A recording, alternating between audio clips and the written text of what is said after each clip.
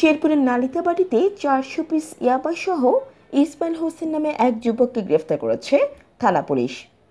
গতকাল শুক্রবার দিবাগত রাত 11:30টার দিকে উপজেলার পূর্ব শামেশচুটা মধুটিলা ইকো পার্কের গেটের সামনে থেকে তাকে গ্রেফতার করা হয়।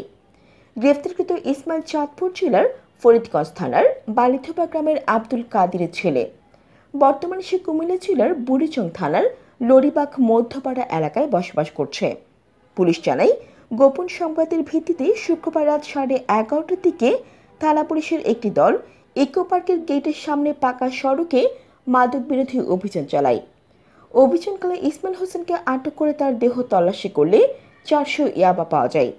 পরে তার বিরুদ্ধে নালিতাবাড়ি থানায় মাদকদ্রব্য নিয়ন্ত্রণ আইনে মামলা দায়ের করে শনিবার আদালতের মাধ্যমে জেল হাজতে পাঠানো হয়েছে। থানা ভারপ্রাপ্ত কর্মকর্তা মনিরুল আলম ভূঁইয়া বিষয়টি নিশ্চিত করে জানান, ইসমাইল ইয়াবা বিক্রির জন্য কুমিল্লা থেকে নালিতাবাড়িতে এসেছিল। জান্নাতুল আফসানা, চ্যানেল বাংলা।